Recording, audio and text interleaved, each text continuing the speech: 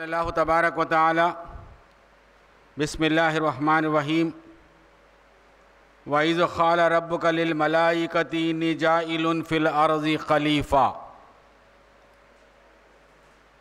क़ाल अज़्ज़ व जल वमा अर्सलनाका इल्ला काफ़्फ़तल लिन्नास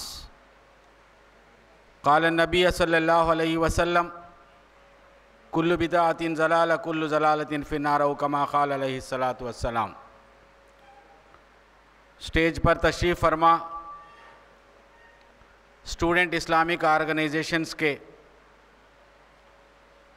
सदर, सेक्रेटरीज़ और ज़िम्मेदारान और यहाँ पर तशरीफ़ फरमा SIO के मेंबरान, अस्सलामु अलैकुम वरहमतुल्लाहि वबरकातुहु। మొట్టమొదట మానవ సమాజపు ఉనికిలో మానవుడి స్థానం ఏమిటి? నేను సూరత్ బఖరా నుంచి ఒక వాక్యం మీ ముందు పఠించాను.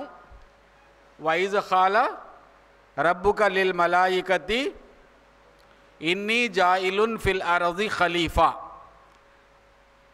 అల్లా తబారక్ వ తఆలా మొట్టమొదటిసారిగా ఈ ప్రపంచంలో మనిషిని సృష్టించాలి అనుకున్నప్పుడు ఆయన పేరు ఖలీఫా అని డిసైడ్ చేశాడు.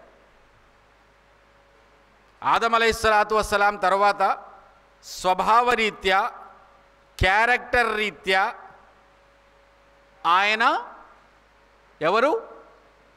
ఖలీఫా. ఖలీఫా అంటే అల్లాహ్ ప్రతినిధి, అల్లాహ్ ఆజ్ఞలను ఈ భూమి మీద స్థాపించేవాడు. ఇంతకంటే గొప్ప పేరు, గుణ విశేషణం మరొకటి ఉండడానికి ఈ సృష్టిలో వీల్లేదు. అల్లాహ్ ఆజ్ఞని ఈ భూమి మీద స్థాపించడమే, దానికోసమే అల్లాహ్ సుబ్హానహు వ తఆలా మనిషిని సృష్టించాడు. అంత గొప్ప పని చేయడానికి అవసరమైన గుణాలు, క్యారెక్టర్లు కలవాడే నాయకుడు. అల్లాహ్ సుబ్హానహు వ తఆలా ఆదం అలైహిస్సలాతు వస్సలాంని సృష్టించే క్రమంలోనే, సృష్టించిన తరువాత మరొక మాట చెప్పాడు. సమస్త జిన్నాతులను, అప్పుడు ఉన్నటువంటి సమస్త దైవదూతలను పిలిచి ఈ ఆదం అలైహిస్సలాతు వస్సలాం ముందు, ఈ ఖలీఫా ముందు ఇతని గొప్పతనం మొత్తాన్ని మీరు అంగీకరించండి అన్నాడు. లియాదం అస్జుదు, అందరూ ఆమోదించారు. కానీ ఒకే ఒక్క ఇబ్లీష్, ఆదమ ఫసజదు ఇల్లా ఇబ్లీస్. ఎందుకని? అబా వస్తక్బర, తకబ్బూర్ చేశాడు, అహంకరించాడు.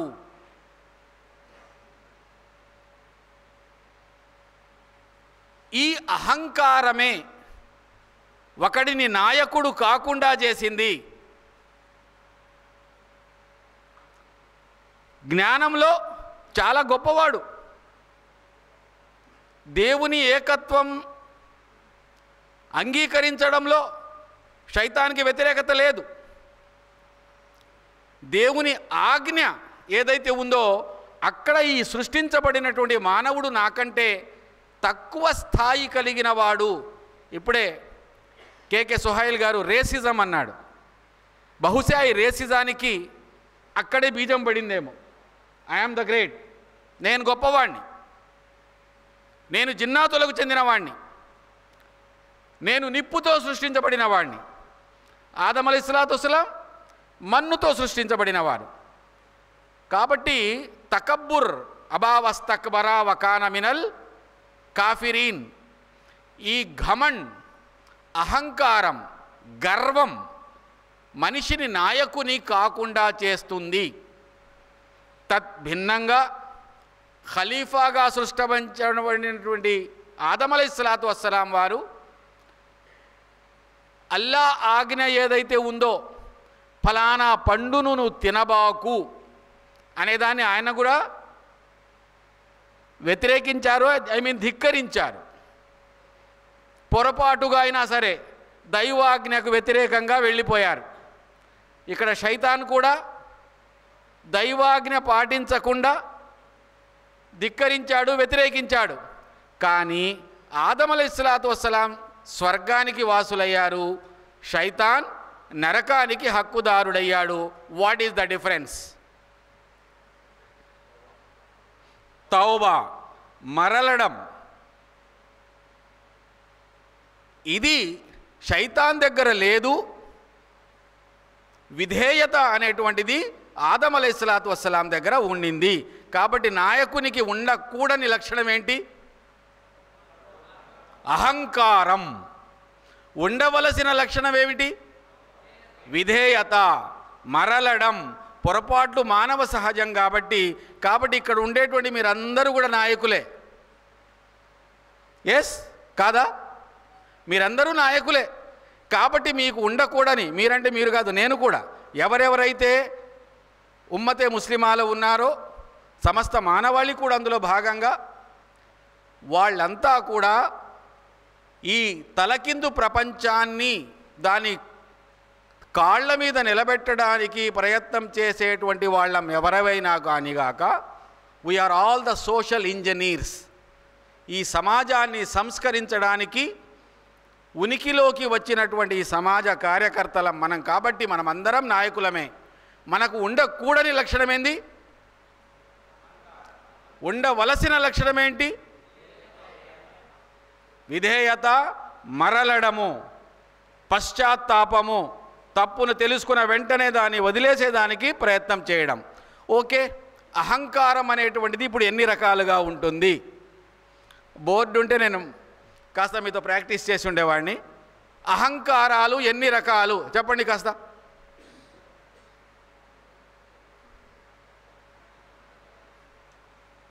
ఏమిటి సైలెంట్? మీలో కూడా అహంకారం ఉంటుంది, నాలో కూడా అహంకారం ఉంటుంది. లేకుండా ఎవరు ఉండరు. ఉంటుంది అహంకారం. అహంకారం ఒకటి, నేను అందంగా ఉంటాను, నేను 6 అడుగుల అందగాడిని, అమితాబ్ బచ్చన్ అంత పొడుగువాడిని, అదొక అహంకారం. ఇంకో అహంకారం డబ్బు, ధన అహంకారం. ఇంకో అహంకారం హోదా, లీడర్షిప్ కాదు, హోదా, అదొక అహంకారం. ఇంకా జ్ఞానం, నాకు చాలా విషయాలు తెలుసు, వీళ్లకు తెలియదు కాబట్టే నేను ఈ హోదాలోకి వచ్చాను. అవునా? ఇంకా నేను చాలా గొప్ప వంశస్థుణ్ణి, అనా ఖురైష్, నేను ఖురైషీయుణ్ణి. ఆ కాలంలో కూడా ఈ అహంకారం ఉండింది కదా. ఇంకా ఎన్ని రకాల అహంకారాలు! ఈ అహంకారాలన్నీ కూడా పదవీ వ్యామోహం, ధనం, నేను గొప్పవాణ్ణి, నేను జ్ఞానం కలిగిన వాణ్ణి, ఎక్కువ చదువుకున్నవాణ్ణి, పెద్ద ఉద్యోగస్తుణ్ణి, పెద్ద హోదాలో ఉండేవాణ్ణి, ఇవి అన్నీ కూడా శైతానుకు సంబంధించినటువంటి లక్షణాలే.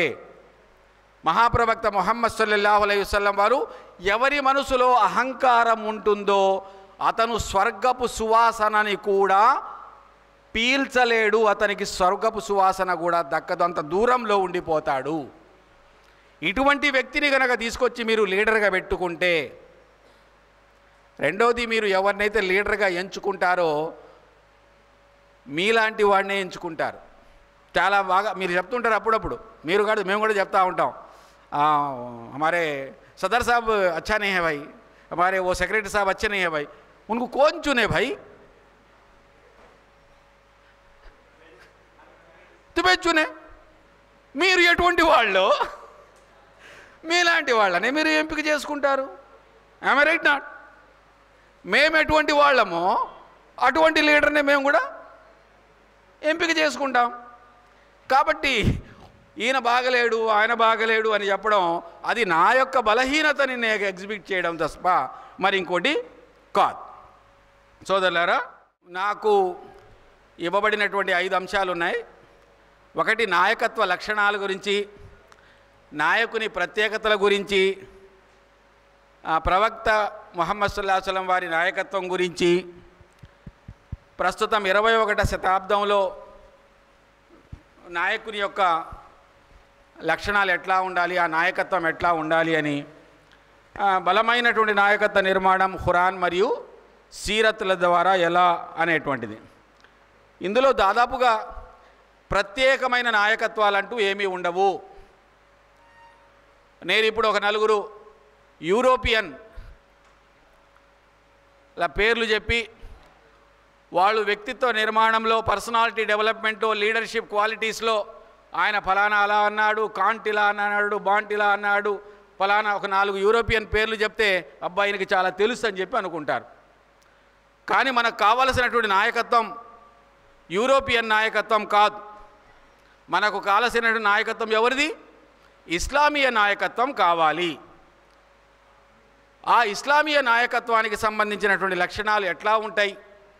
తెలియని విషయాలు ఏమి కాదు, మీరు ప్రతిరోజు తెలుసుకుంటూనే ఉంటారు, చదువుతూనే ఉంటారు. వాటిల్ని మళ్ళా తాజా చేయడం, మళ్ళా గుర్తుకు చేయడం మాత్రమే నేను చేసే ప్రయత్నం చేస్తాను. మీ నాయకుడు, అది మీకు కూడా నాకు కూడా, స్పష్టంగా మాట్లాడేవాడు ఉండాలి. స్పష్టంగా క్లియర్గా మాట్లాడాలి. ఆయన ఏం చెప్తున్నాడో మీకు అర్థం కావాలి, నేను ఏం చెప్తున్నానో మీకు అర్థం కావాలి. మహాప్రవక్త ముహమ్మద్ సల్లల్లాహు అలైహి వసల్లం వారు చిన్న చిన్న మాటల ద్వారా చాలా స్పష్టంగా పెద్ద పెద్ద విషయాలు చెప్పేవాళ్ళు. మాటల్లో ఎక్కడ కూడా నీళ్లు నమలడం, మాటల్లో ఎక్కడ కూడా గుడ్డ కింద పెట్టి మాట్లాడడం, మనసులో ఒకటి పెట్టుకుని బయటికి ఒకటి మాట్లాడడం, ఇట్లా ఉండకూడదు. ఇన్ఫర్మేషన్ ఏదైతే నేను మీకు ఇస్తుంటానో, మీరు నాకు ఏదైతే ఇస్తుంటారో, మనం చాలా క్లియర్గా స్పష్టంగా మీరు చెప్పేది నాకు అర్థమయ్యేలాగా ఉండాలి. ఇది నాయకత్వ లక్షణాలలో ఎవరైతే ఈ విధంగా మాట్లాడారో వాళ్ళందరూ కూడా ప్రజల్ని సమీకరించగలిగారు. అది మహాప్రవక్త ముహమ్మద్ సల్లల్లాహు అలైహి వసల్లం గారి కాలం నుంచి నెహ్రూ కాలం వరకు. నెహ్రూ కూడా చాలా స్పష్టంగా చెప్పేవాడు, లెనిన్ కూడా చాలా స్పష్టంగా చెప్పేవాడు, వివేకానందుడు కూడా చాలా స్పష్టంగా చెప్పేవారు, మౌలానా మౌదూదీ గారు కూడా చాలా స్పష్టంగా రాసేవారు. ఆయన మంచి ఉపన్యాసకుని కంటే కూడా మంచి రచయిత. హస్నల్ బన్నా షహీద్ మంచి ఉపన్యాసకుడు, అట్లాగే సయ్యద్ ఖుతుబ్ షహీద్ మంచి ఉపన్యాసం. స్పష్టంగా చెప్పేవాళ్ళు, చెప్పేది మీకు ఖచ్చితంగా అర్థమై తీరుతుంది, నాకు అర్థం కాలేదంటే మీరు వినలేదు అనే అర్థమే తప్ప వాళ్ళు చెప్పడంలో తప్పు కాదు. నెంబర్ 2, ఆకర్షణీయంగా చెప్పాలి. స్పష్టంగా చెప్పడమే కాదు, మీరు దాన్ని రిసీవ్ చేసుకునేలాగా చెప్పాలి. ఒకే విషయాన్ని 2 రకాలుగా చెప్పవచ్చు. ఒకటి గడబిడగా చెప్పవచ్చు, వెటకారంగా చెప్పవచ్చు, ఆకర్షణీయంగాను చెప్పవచ్చు. మహాప్రవక్త ముహమ్మద్ సల్లల్లాహు అలైహి వసల్లం వారు చెప్పినటువంటి ప్రతి మాట, ప్రతి ఎగ్జాంపుల్ చాలా ఆకర్షణీయంగాను, వెటకారం లేని హాస్యంగాను అప్పుడప్పుడు ప్రవక్త గారు చెప్పి, ఒకసారి ఒక ముదుసలి స్త్రీ వచ్చి, ఓ ప్రవక్త, నేను స్వర్గంలోకి వెళ్ళాలనుకుంటున్నాను, నా కోసం దువా చేయండి అన్నారు. ప్రవక్త గారు మందహాసంతో నవ్వి, స్వర్గలోకంలో ముసలి వాళ్ళు వెళ్ళలేరు, ఉండరు అన్నారు. ఆమె ఏడవడానికి మొదలుపెట్టింది. అంటే నేను స్వర్గలోకంకి వెళ్ళనా అని. కానీ కాసేపు హాస్యంగా అయిన తర్వాత, అలా కాదు పెద్దమ్మ, స్వర్గలోకంలో వెళ్ళేటువంటి వాళ్ళు ఎవరు కూడా ముసలి వాళ్ళు ఉండరు, నువ్వు 33 సంవత్సరాల వయసు కలిగిన స్త్రీగా మార్చి పంపబడతావు అన్నారు.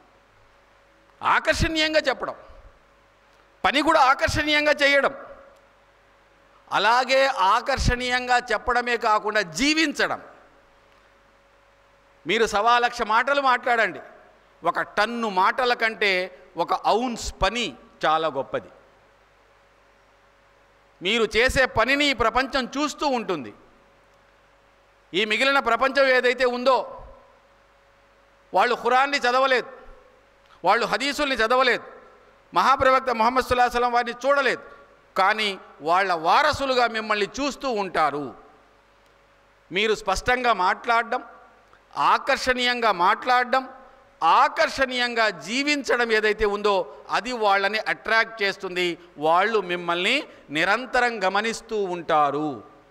ఇది నాయకుని యొక్క లక్షణం. అది మీరైనా నేనైనా ఎవరినైనా కానీ కాక అటువంటి వ్యక్తుల్ని చూడండి.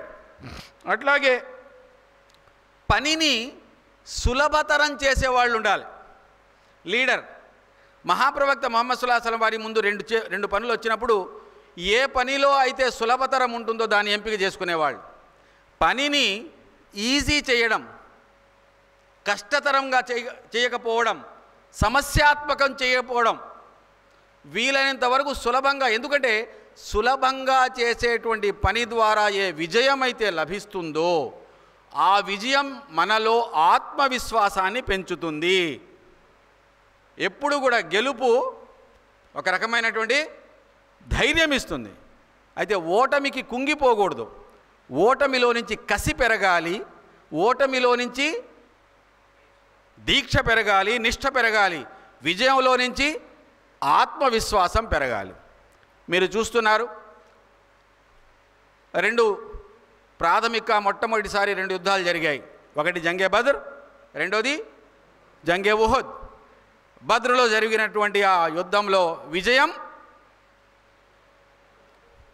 ఇస్లాం సంఘానికి, ముస్లిం సంఘానికి అందింది.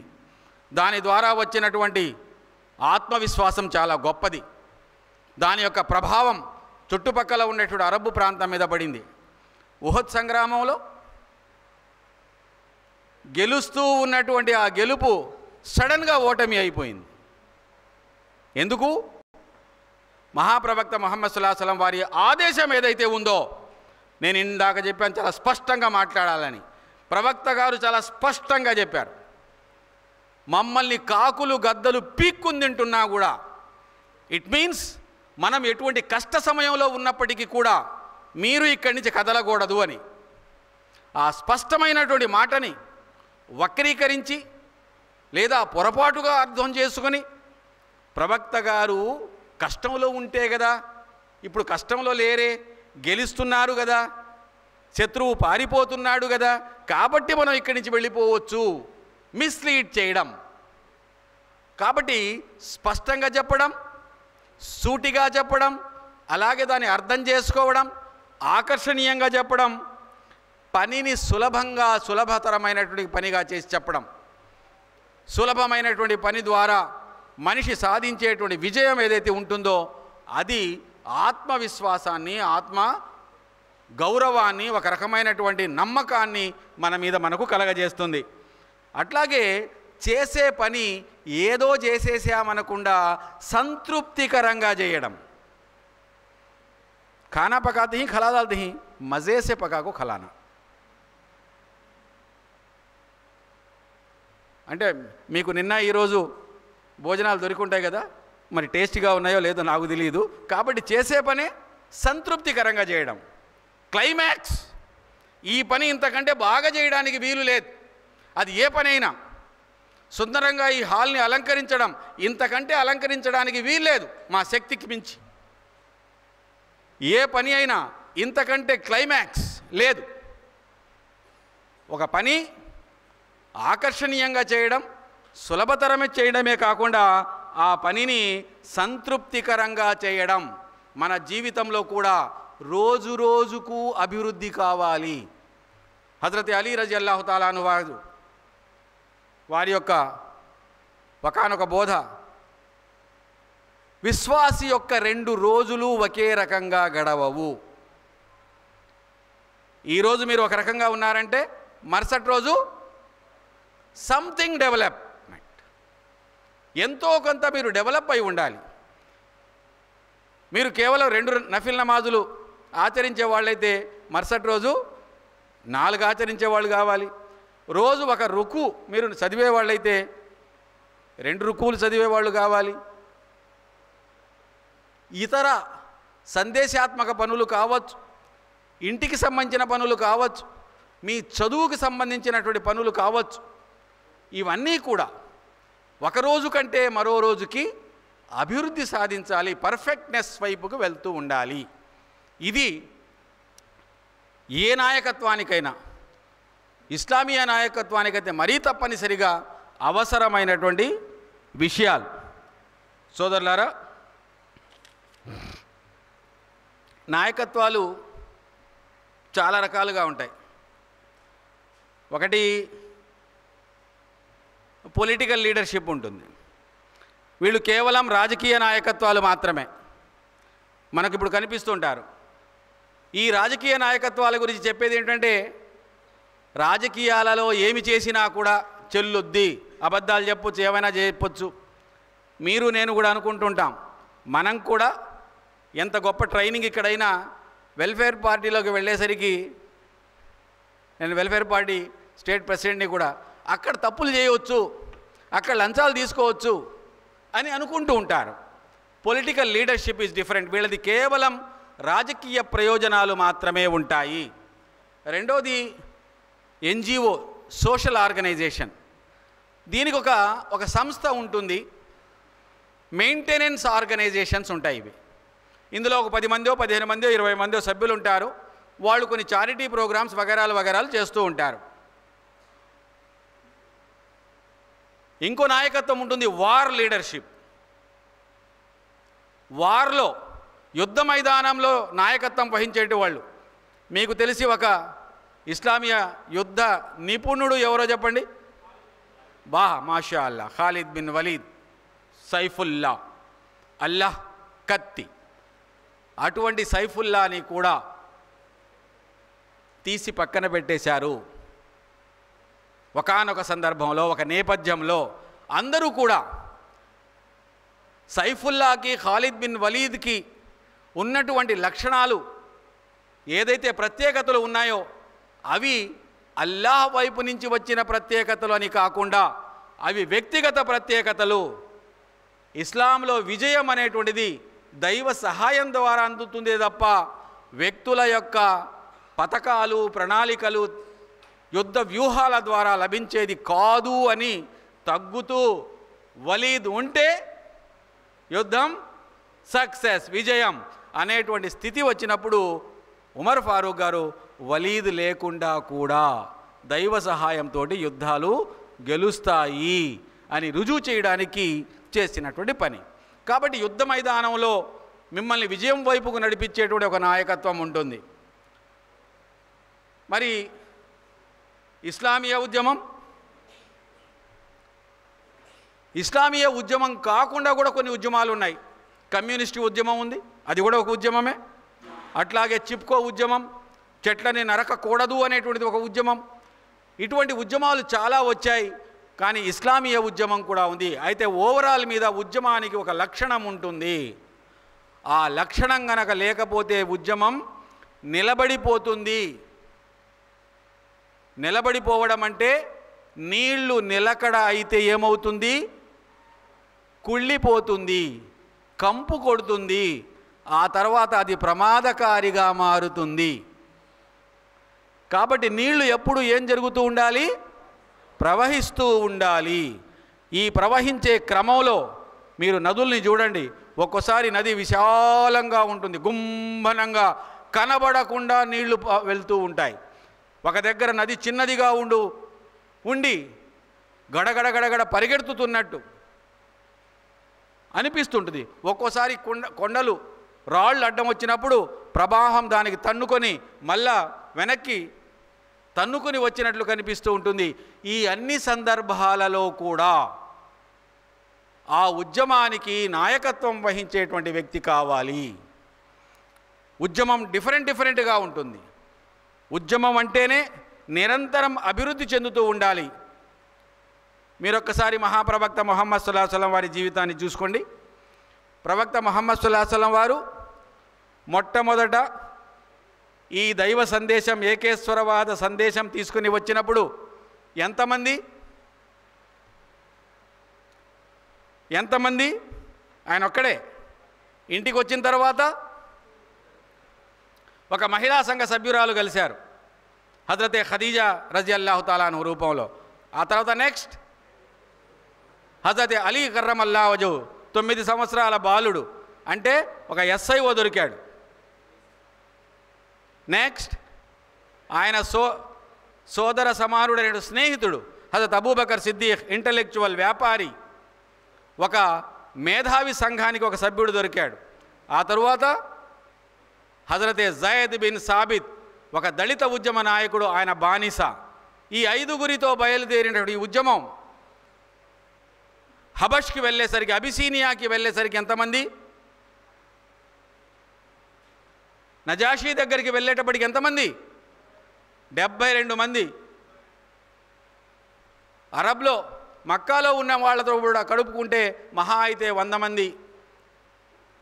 అదే మదీనా నగరానికి వెళ్ళేటప్పటికి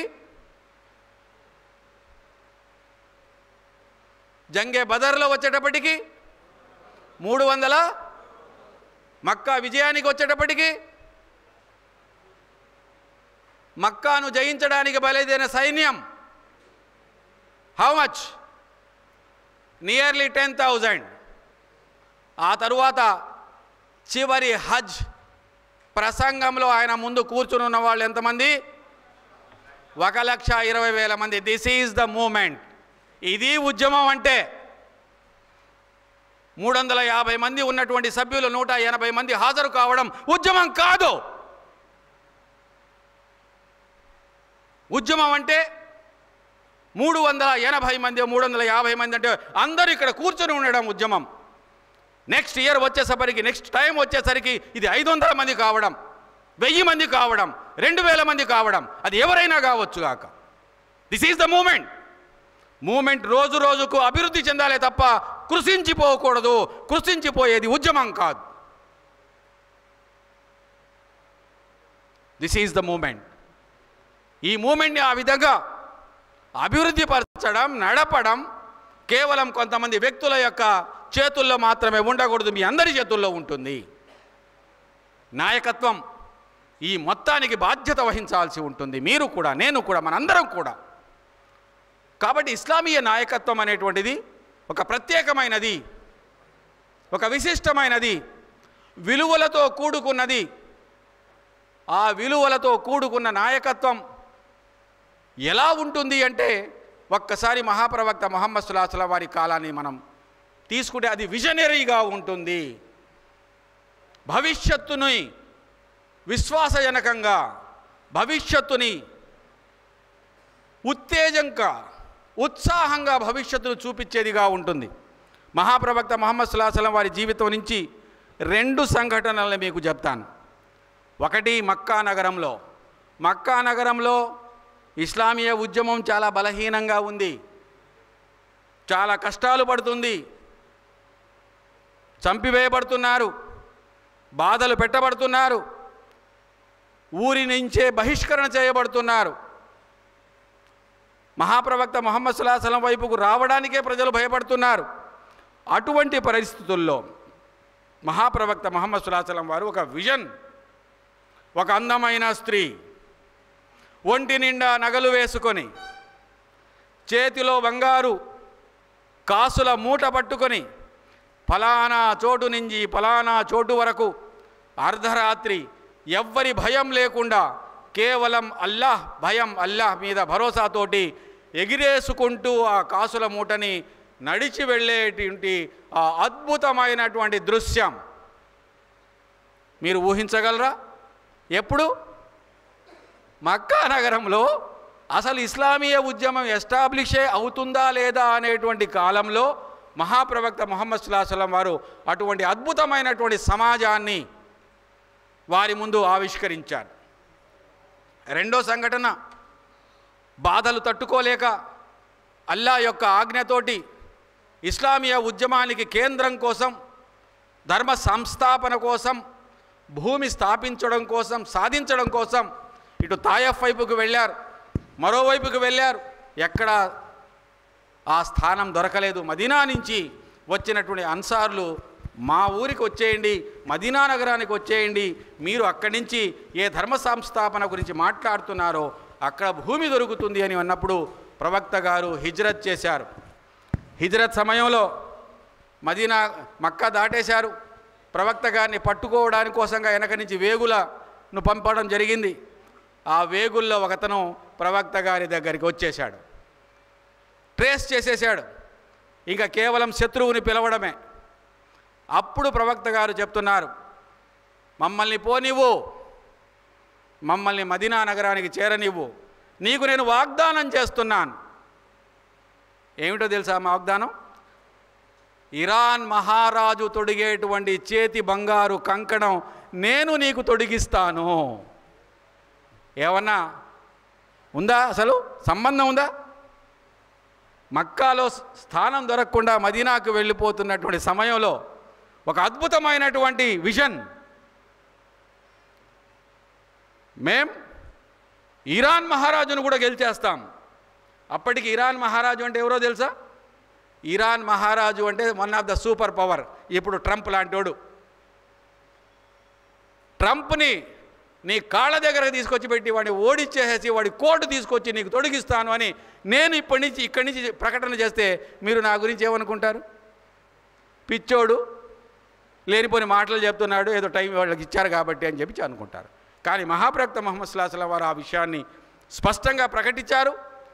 ఆ విన్న వ్యక్తి తర్వాత ఇస్లాం అంగీకరించి చావు బతుకుల్లో చావు రాకుండా వృద్ధాప్యంలో ఉన్న పరిస్థితుల్లో ఈయన చచ్చిపోతాడేమో అందరూ చూస్తుంటే ఆయన నేను చావను, మహాప్రవక్త ముహమ్మద్ సల్లల్లాహు అలైహి వసల్లం వారు నాకు ఆ కిస్రా రాజు యొక్క కంకణం తొడుగుతానన్నారు, అది తొడగనంత వరకు నేను చావను అంటే ఉమర్ ఫారూక్ రజల్లాహు తాలా నా కంకణం తీసుకొచ్చి తొడిగిచ్చిన తర్వాత ఆయన ప్రాణం పోతుంది. అంటే ప్రవక్త గారి యొక్క భవిష్యవాణి నెరవేరేలాగా ఇది.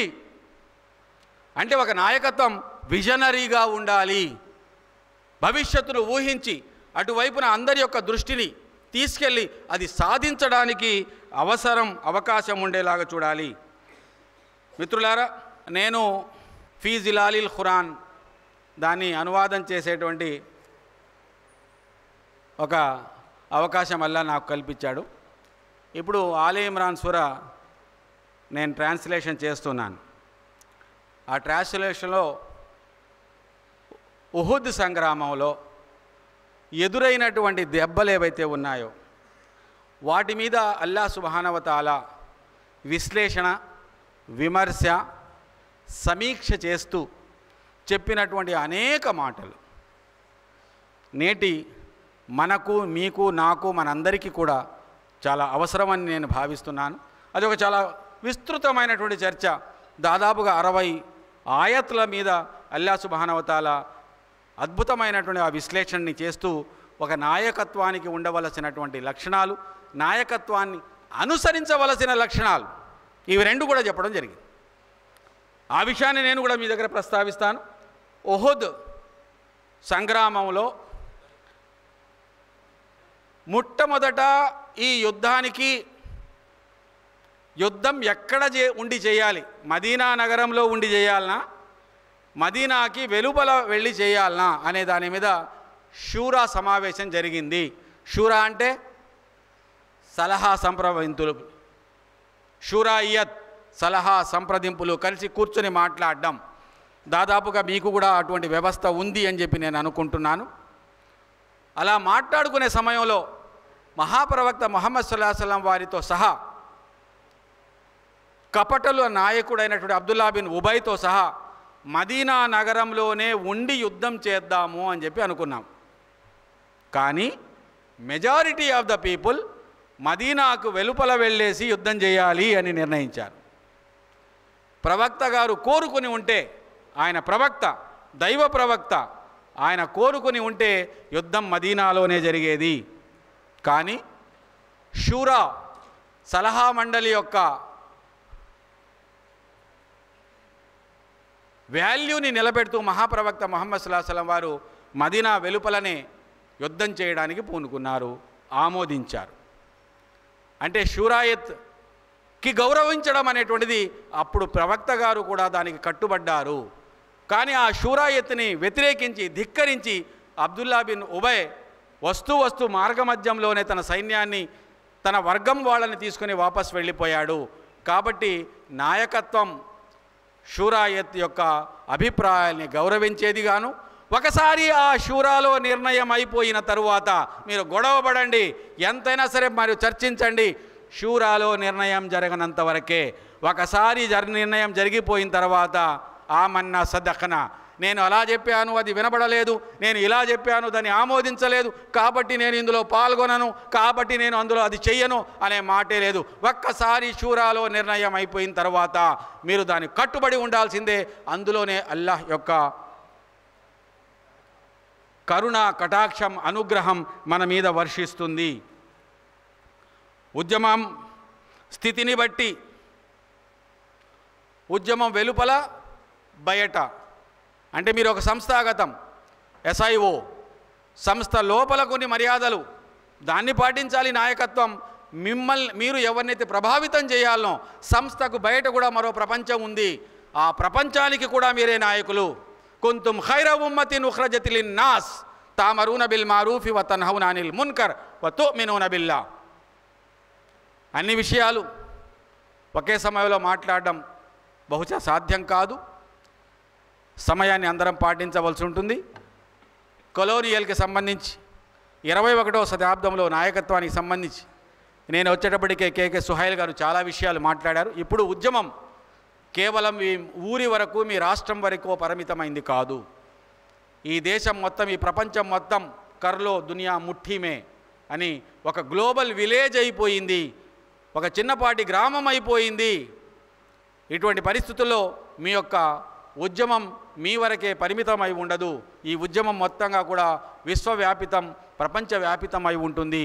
అటువంటి గొప్ప ఉద్యమానికి నాయకత్వం వహించేటువంటి మీరు ఉత్తమ లక్షణాలు కలిగి ఉండాలి.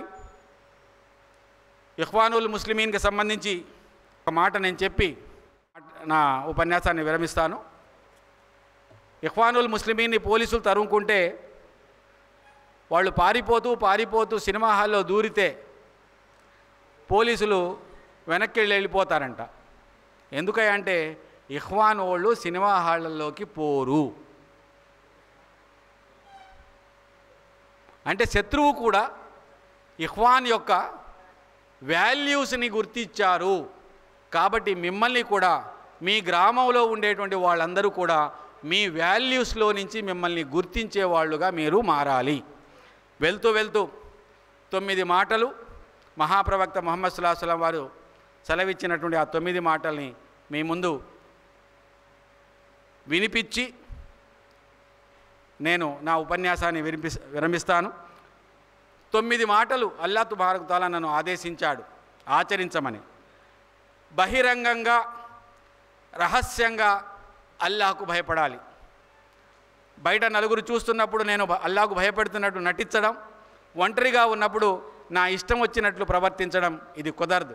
అది రహస్యమైన, బహిరంగమైన అల్లాహ్కు నేను భయపడాలి. ఎట్టి పరిస్థితుల్లోనూ న్యాయమే పలకాలి. అది కష్టకాలమైనా, అనుకూల కాలమైనా, సంపదలో ఉన్నా, పేదరికంలో ఉన్నా నేను న్యాయమే పలకాలి. కలిమిలోనూ లేమిలోనూ సత్యం, న్యాయంపై దృఢంగా నిలవాలి. నాకు దూరమైన వారితో నేను కలవాలి. జో ముస్సే కటా మై ఉస్సే జుడు. చాలా అవసరమైన విషయం, మానసికంగా సిద్ధం కావలసినటువంటి విషయం. నాతో దూరమైన వారితో నేను కలవాలి. నన్ను తిరస్కరించిన వారికి నేను ఇవ్వాలి. నాకెవరైతే ఇవ్వలేదో వారికి నేను ఇవ్వాలి. అలాగే నన్ను బాధించిన వారిని నేను క్షమించాలి. నా మౌనం యోచనాత్మకంగా ఉండాలి, ఆలోచనాత్మకంగా ఉండాలి. నా సంభాషణ దైవ స్మరణ అయి ఉండాలి. నా దృష్టి గుణపాఠం అయి ఉండాలి. ఈ లక్షణాలు కలిగిన వాడే మనకు నాయకత్వం అందించేవాడై ఉండాలి. అటువంటి నాయకత్వాన్ని అల్లాహ్ మనందరికీ అనుగ్రహించాలి, ప్రసాదించాలి అని వేడుకుంటూ ఈ అవకాశం ఇచ్చినటువంటి SIO వారికి, నేను ధన్యవాదాలు తెలియజేసుకుంటున్నాను. వాఖిరు దావానా అని అల్హమ్దులిల్లాహి రబ్బిల్ ఆలమీన్.